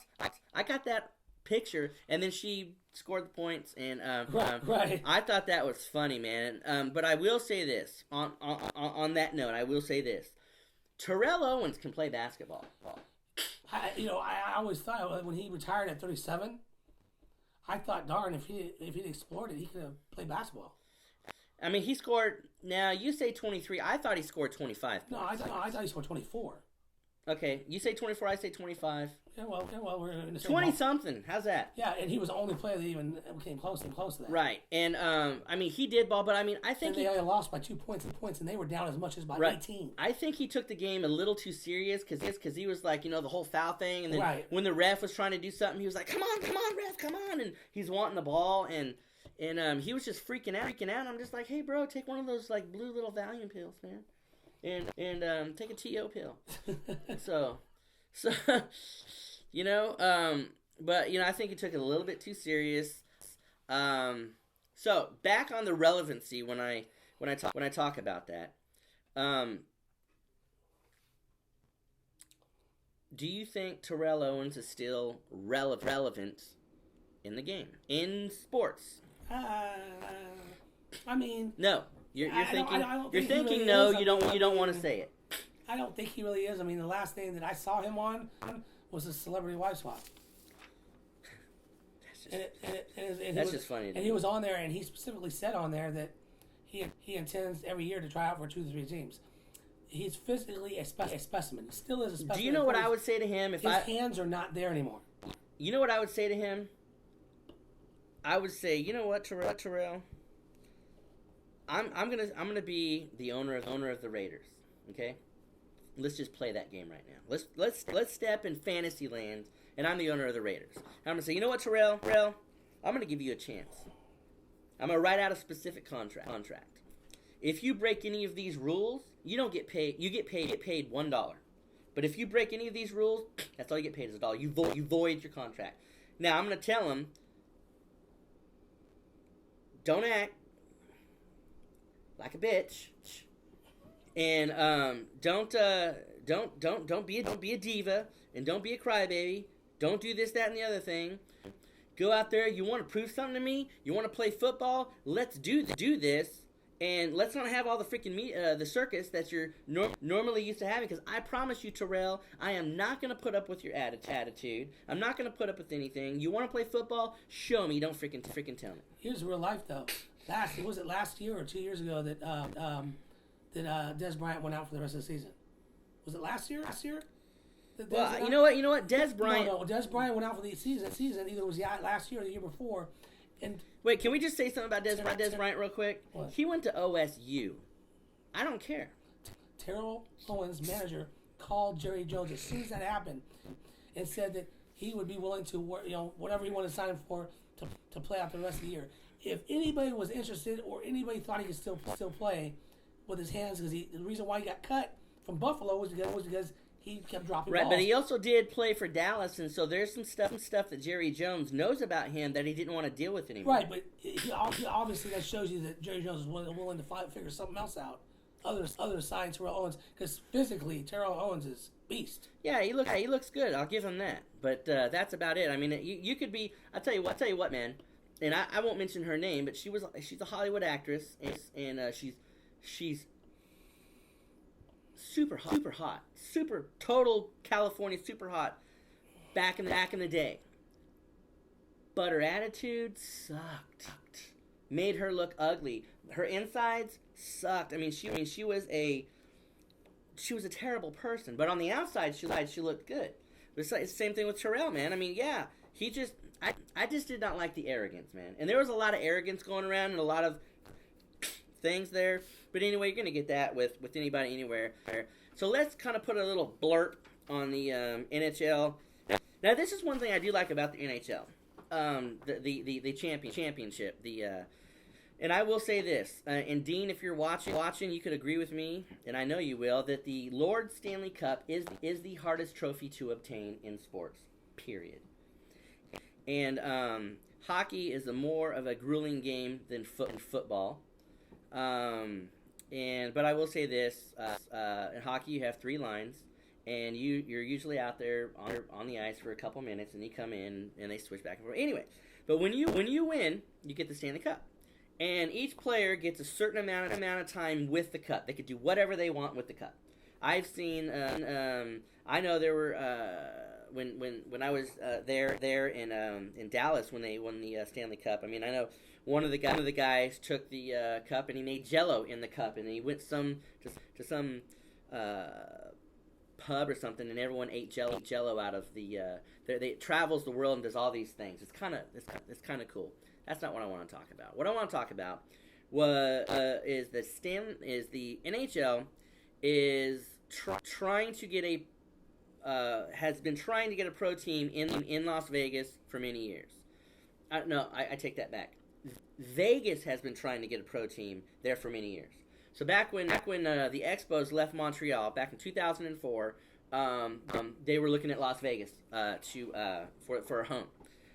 So Vegas has been trying. The Raiders currently are toying with the idea of going to Vegas, but now the NHL are seriously looking at Vegas, and they're like days away from making a decision on an expansion team. They're not looking to take a team here and put them in Vegas. They're wanting to build a team, an expansion team, kind of like the Florida Marlins when they expansion team, Colorado Rockies expansion team. Now, I know because they had Las Vegas Thunder there, which was the AAA of hockey. I just don't think because and then I will get into this too. On the MLB here in a little bit, but do you think that pro sports has a place in Las Vegas? Doesn't matter what sport it is, whether it's basketball, baseball, football, hockey, whatever. People in Vegas are gonna hate me. I say no, and the reason why is Las Vegas betting. The moment you put a team there, any team from anything, that team will be exempt from being bet on. And for people, I just think that it's better left to no sports there, not major sports. Yeah, because you're gonna have Guido Sarducci, Yeah. That's a made up name, so don't think I'm talking about some regular mobster. But he's gonna go up to him, and there's just a lot of corruption there. So I don't think it's a good idea. So that was my blurb on the NHL. So now let's move on to MLB. MLB. We have Nancy Seaver, which is Tom Seaver. You know who Tom Seaver is? Former Met, Hall of Famer. Yeah. Now, she has her panties in a bunch, and she's all pissed off because she's mad at the Mets, saying that the Mets don't have any of their former star players' statues outside. So, have you been to AT&T Park? Yep. So they've got Willie Mays and right. and different ballparks have different statues. Not every single ballpark has one. Nope. Now she's mad that Citi Field is not honoring her husband. That's a little narcissistic in my eyes. and a lot narcissistic, actually. Now, here is a direct quote from Nancy, and I want to read it because you know me, I don't like to misquote people. She says, "It's ridiculous, and I'm embarrassed for the Mets. I really am. So, who cares if there's a statue of her husband out a city field? Maybe somewhere in the stadium they can have something plaque. They do. They have plaques. They retired the numbers. Mike Piazza, they retired them. But it's like every Yankee player, they don't have a statue. Yeah, they don't have. If you were a statue outside Yankee Stadium, there'd be like 10 of them out there. No, there'll be a lot more than that. Well, they do have statues like bust in like the Yankee aspect, but they do not full size statues. No, they don't.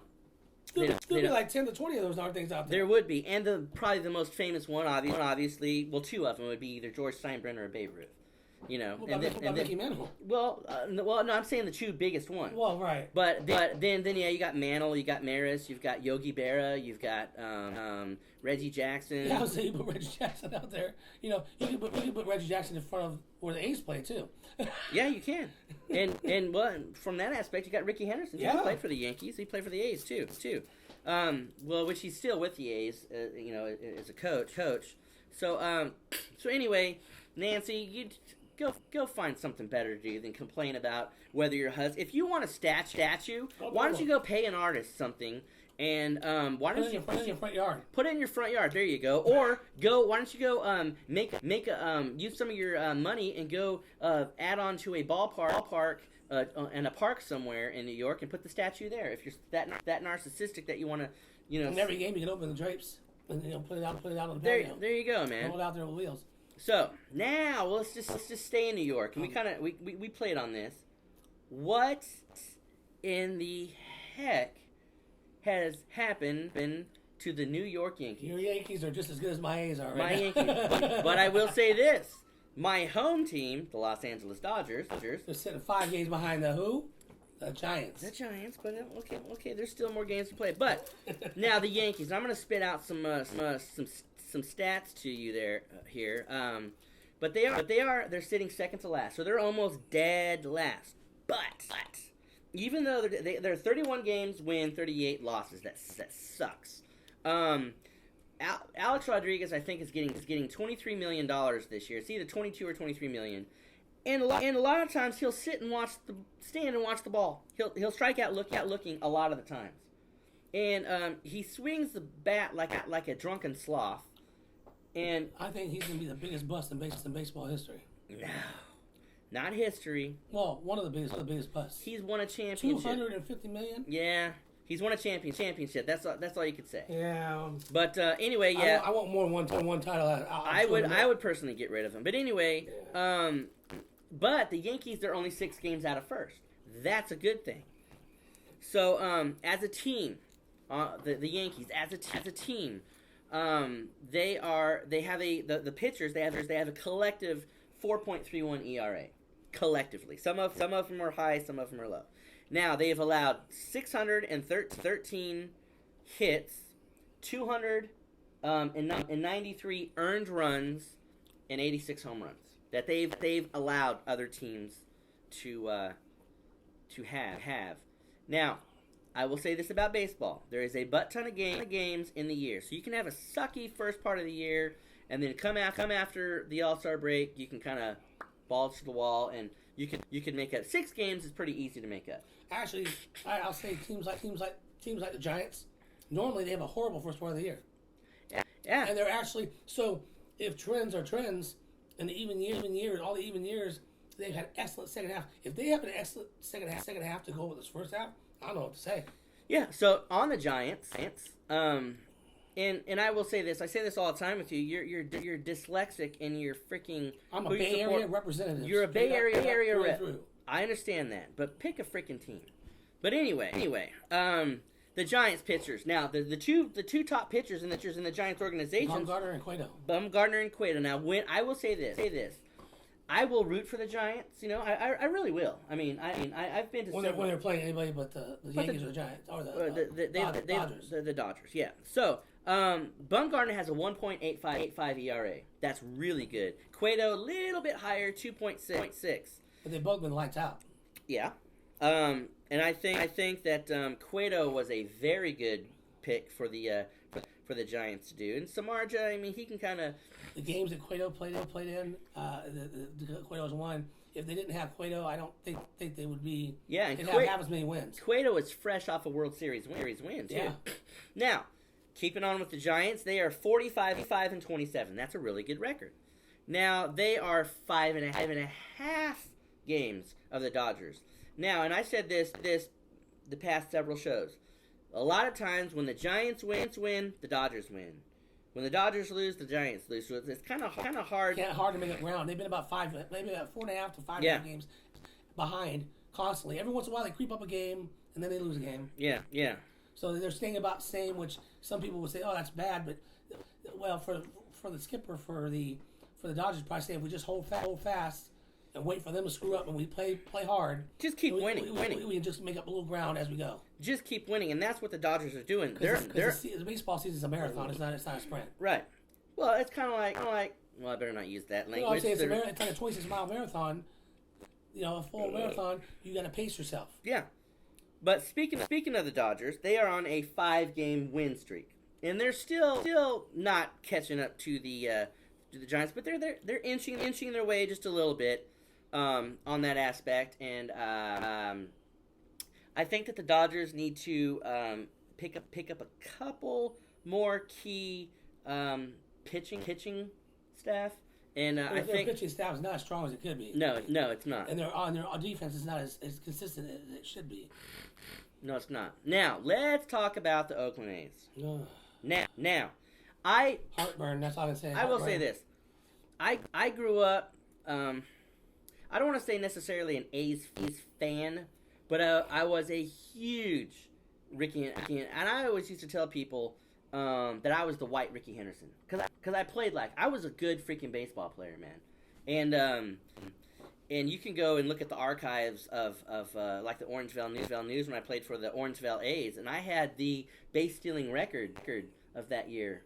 And I feel like that old man with Rolaids in his left pocket. And you look at this little statue, like I got some acid going on here. Yeah. Needs to get some Rolaids after looking at those numbers. But that's horrible. Now the A's.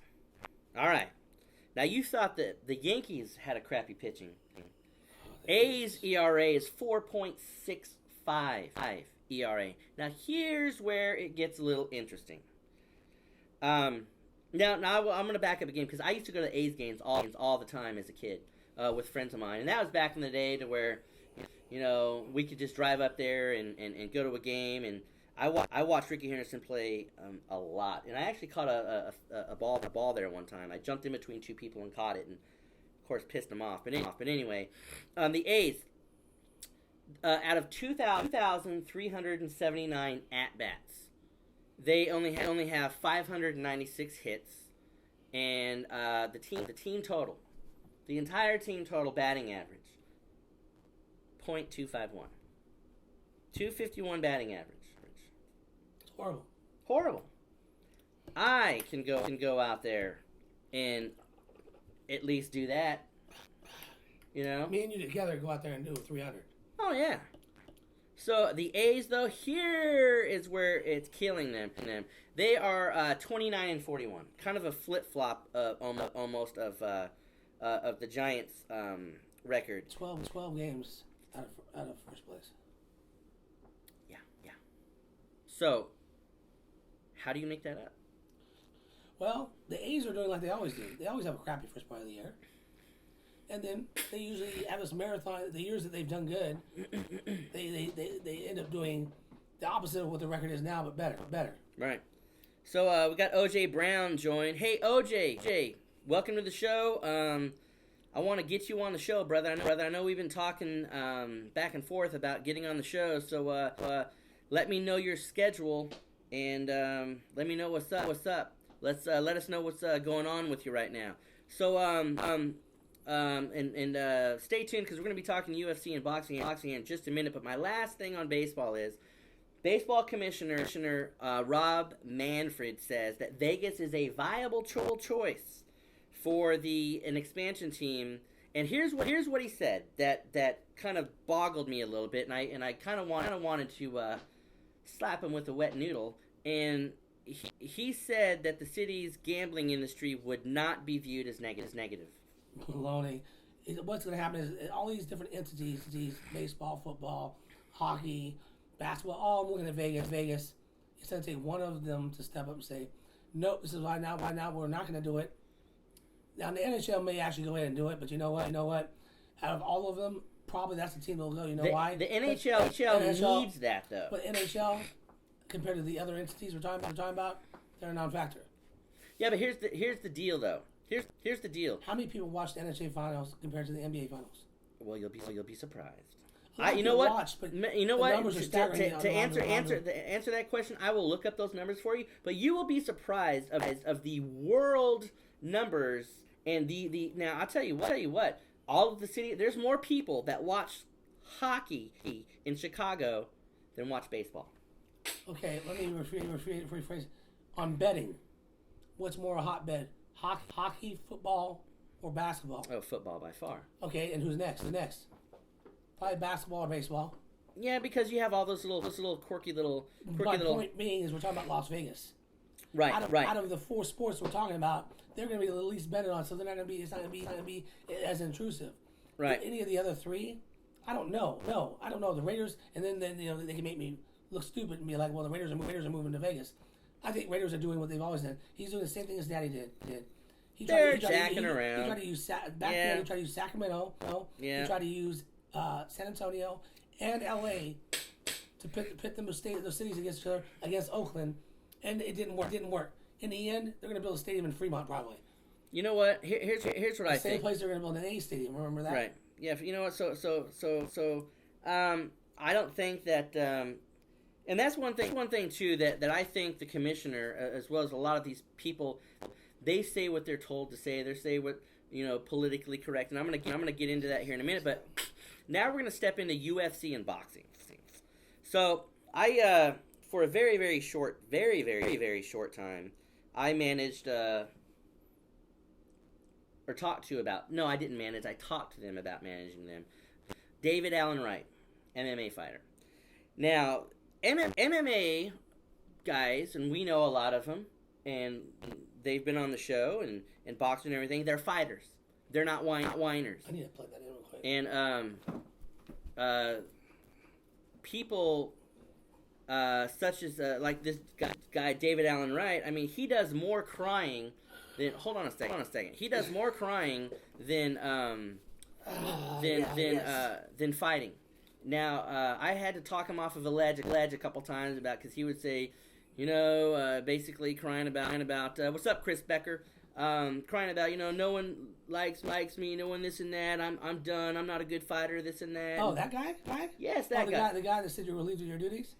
Yeah, because when I wouldn't drive him 7.5 hours, and then you blocked him with Facebook on a drop of a dime because I do have a life and I do other things.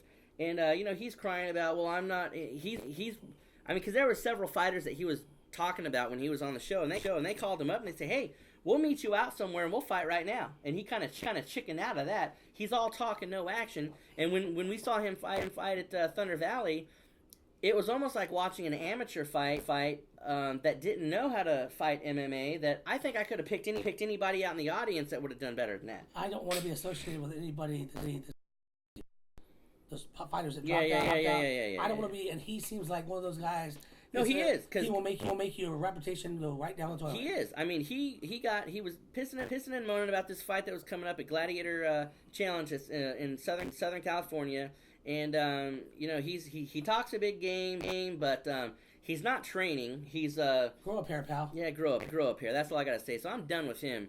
So anyway, ex-champ George St. Pierre, he's ready for. I saw that. I was like, ready for a UFC return.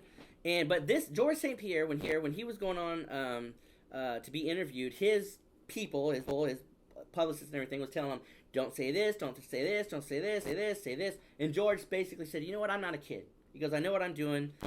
And but anyway, he's ready to come back. He's 35 years old.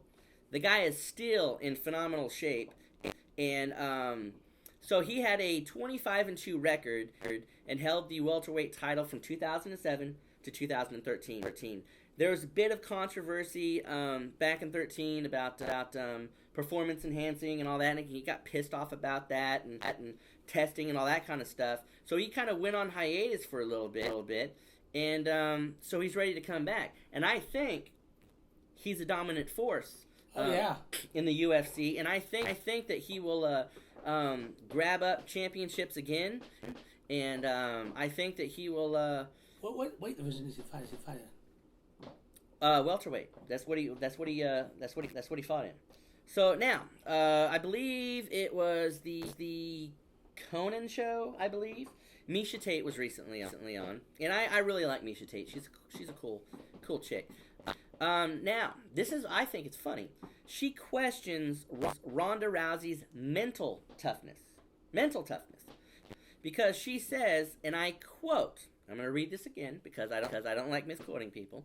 She says, she seems awfully pouty about the loss, Tate also said, and it's like, we've all had losses, Either get up and get back on the horse and come back stronger for it, or you sit out for over a year. Now, I will agree with Misha Tate. Ronda Rousey is pouting. She is complaining and doing all the stuff, kind of like crying and pouting like David Allen Wright, just a little cry hole. And so she's not really talking about her physical toughness. She's talking about her mental toughness. Now, you know about Ronda Rousey. You know about what happened to her and everything like that. So, do you think that she's being a diva drama queen? Or do you think she's playing a little game, a little psychological game, or do you think she's really a cry hole? I think she's a little bit of a cry, but at the same time, I think she's playing a little bit of a game too, to buy time. She's buying time right now to train and whatnot. This is my problem. My problem is I saw how she got beat. I saw that she fought a number of fights in a row. Yeah. Okay, and then she got beat. She wasn't prepared for that fight, but my antennas went up when I watched how Holly Holmes got beat. Yeah. When I watched how Holly Holmes got beat, I was like, okay, wait a minute. This is the same chick that beat Ronda Rousey handily. I'm like, as you would say, conspiracy. I'm like, was that a rigged fight? Well, dig this though, Batman. Holly Holm was a kickboxer before she got into the MMA. Now, for a fact, and O.J. Brown can contest to this. Boxing is a different sport than MMA. Because I'm trying to help a guy trying to get some fighters in Connecticut. It's a boxing match. Trying to get some female fighters in the 120 area, and I talked to a few. They say, "Well, my strength is in Muay Thai. I'm not really into." Right. And then another one said, "I need to get 10 boxing matches under my belt before I do." And I will say this: Holly Holm, I don't think she's not a MMA fighter yet. Misha Tate is MMA all around game, and Holly Holm got choked out.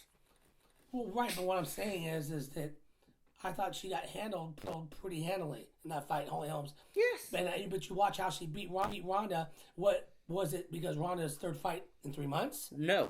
Ronda went into that at cocky, and she went into. I saw behind the scenes of her training. I've seen a lot of behind the scenes stuff, and I've talked to a lot of people. She really didn't take that fight seriously because she thought hands down that she was going to take this.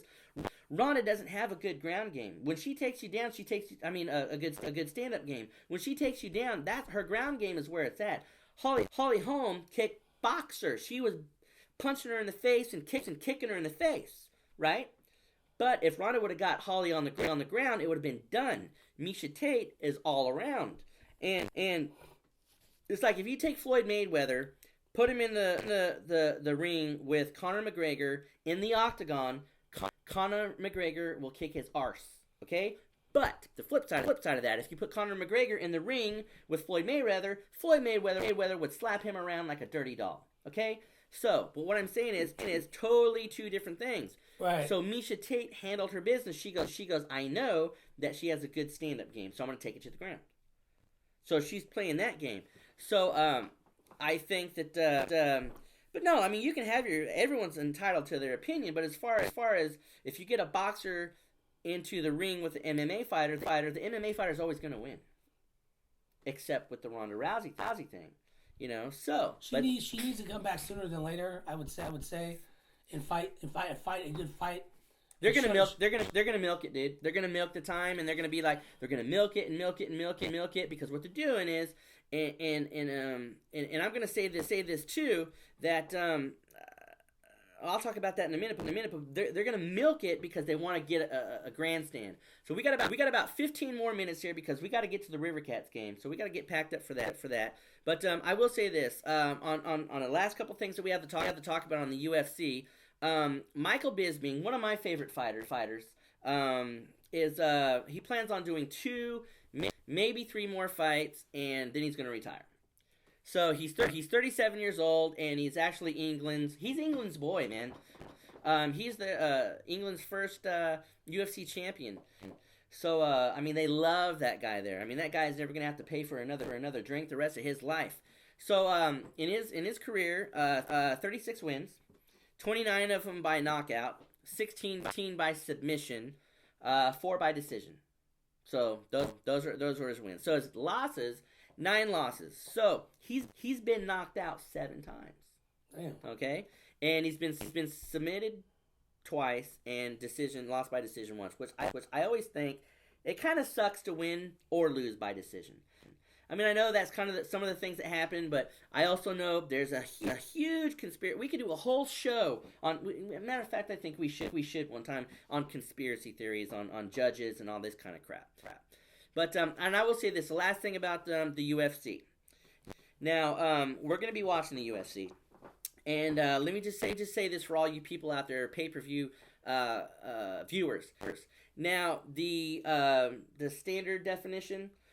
It was $44.99, so now that is jumping up to $49.99. So even though that it's $5, if you get 1 million people, which they're gonna get more of that, that's an extra $5 million just like that you're gonna win. So the HD is $59.99. HD is $59.99. Jumped up to that. You know what killed me is when I saw that Rose A through D were $18,000 a seat. Yeah. I'm like, what? So the cheapest seat, if you go to the UFC 200, and if you do, let us know who you are. And the cheapest seat, nosebleed, we're talking row Z, as in Zorro, row Z, $400. $400. So think of Arco Arena. I'm gonna call it Arco Arena. It's been Arco Arena to me, so screw Sleep Train. So anyway, Arco Arena, all the way up, top, $400. Would you pay that as a UFC fan? No, you wouldn't. As you said, floor A, which is on the side of the octagon. Well, I guess you could any side of the octagon, but it's on the side. So on that $18,000. Buy a new car for that. $18,613 that you're gonna pay to get that rolling on that. So anyhow, I want to okay. First off, if you had the money, brother, and we could buy a new Nissan Sentra for that. If you had some cash rolling in your pocket, would you pay $18,000 for ringside seats? I wouldn't either. Absolutely not. Absolutely freaking not. So anyway, that'd be like the NBA finals when they were paying $49,000. Yeah, screw that. Screw that. Yeah, one person in the NBA finals spent $49,500 for 2 tickets each. So $49,500 each. So anyway, we want to thank all you listeners out there, and thank people on Facebook and on YouTube and all over the world that are watching us. We thank you for watching. We appreciate it. We are on our way to the River Cats game. We'll be streaming on and off from that too. We'll be streaming on and off from that. And again, I got this cash right here. If you tweet us live through the game starting at 7:05 Pacific time, all the way up until the game ends, I'm gonna go around and talk to some fans, and they're gonna pick somebody, and you're gonna get $20. And so I've got I don't know about 10 of these. So anyway, thanks a lot. Remember to follow us on all social media, Epic News Sports. Also Epic News Easing on Twitter. We're gonna be doing a lot more news on there. So Less than 60 days until preseason football. Okay, well, all right. So we're out of here. We're gonna kick it, and thanks again, and we will be back. And peace out.